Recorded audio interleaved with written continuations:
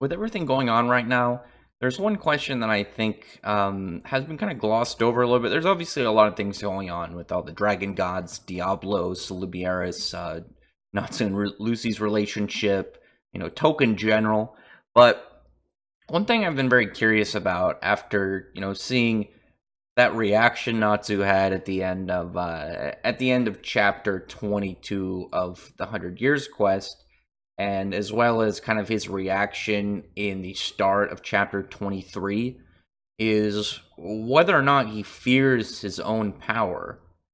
And it may not be exactly, what he's capable of now, because obviously he, that was with Ignea's power, but eventually he's going to have to reach a level of strength comparable to that to fight the other dragon gods. And really, does he know if he's at that point going to lose control again when he enters a state like that? Is he going to pretty much lose himself? I mean, it wasn't the fact that he didn't hurt any of his friends like directly. Obviously, Lucy ended up getting hurt stopping him, but he had no control over himself, and I think that's what really scared him in a very broad sense of things, because we know from earlier parts, what's really interesting is we know that Natsu learned about acknowledging your fears and your weaknesses back when he, got humbled by Gildarts on Sirius Island, but we've seen how he reacts to that in fights. He says, this guy's stronger than me, I need to think, a certain way, strategize a little.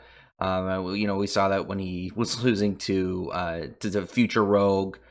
We got some aspects of it when he, just seeing that he now like thinks ahead in fights. He tries to plan things out. There was kind of like some interesting parts with it of acknowledging war, and the fact when he lost Ignil that that weak, very very weak state he was in, he acknowledged that, he knew what caused that, he knew what he was going to do to prevent it, and that was, him having to understand pretty much the severity of war, and that he's going to have to kill at certain times, regardless if he likes to kill or not.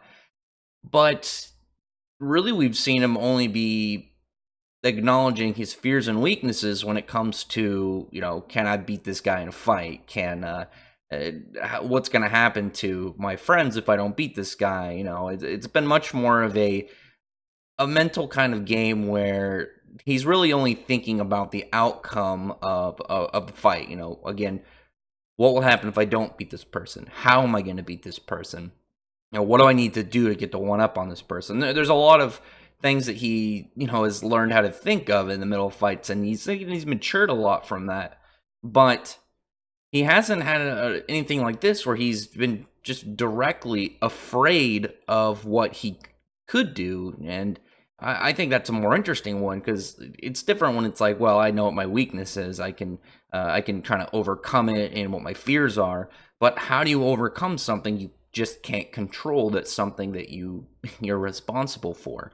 Like, what happens if he ends up achieving this state again in his mindset again? We don't know if it could be the progression of his power, and then the next time he tries to go Dragon Force, if he enters a similar state. And we know that obviously his emotions are linked to his the complete and total temperature of his fire, its potency. And if he gets wild enough, then he could pretty much just enter something like that without realizing it. And then at that point, what's going to happen? Because he could have easily killed somebody in the process, because we saw when he was fighting Merc's Phobia that he wasn't concerned about anybody's safety. He was punching him straight into like buildings and swinging him around wildly, throwing attacks around without concern of whether or not it was going to hit anybody. There was just those moments where he kind of swayed in between that like uncontrollable savage, similar to what we saw when he was in his Etheria state back in Albereth, to more of him in control.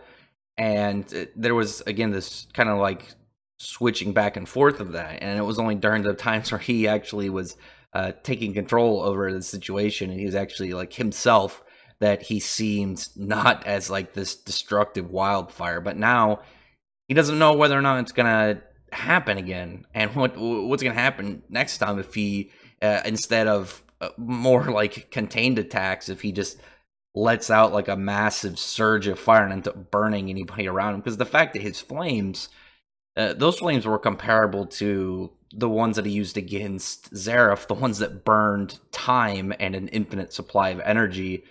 And there's no way that anybody around there would have survived that if he just like had a huge blast of like, you know, a surge of flames, just AoE, and hit everyone around him. I mean, Lucy didn't even get really hit by the flames. She was just touching like his body heat in general, and it was burning her up. So we'll hopefully see a lot of that going forward, because we, even in the latest chapter, we saw some stuff with Lucy in regards to it, and I'm still very curious of whether or not my theory of them being linked together through living magic is a possibility. And again, if you can go check that on my channel, I have some videos covering over that and the theories. If you haven't seen it, you're just watching this one. But again, other than that, if you have any comments you'd like to put down there in the comment section, just go ahead on this video, on this topic, because I think it's a very interesting thing to move forward. Because one thing we haven't, again, seen with Natsu is we haven't seen this idea of, you know, this guy who's always about, you know, fighting, having fun, you know, going wild, and this progression of strength that he's been going through. It doesn't seem like he's thought at all of what exactly if he, you know, loses control of himself, and the danger that not the enemies he has to his friends, but what he himself, you know, stands as a risk to his comrades and everyone that he cares about. But other than that, I really appreciate if you would thumbs up the video, prefer the like button and the subscribe button, and check out my other videos. But other than that, I appreciate everyone who's already subscribed. I thank you all for listening. Bye.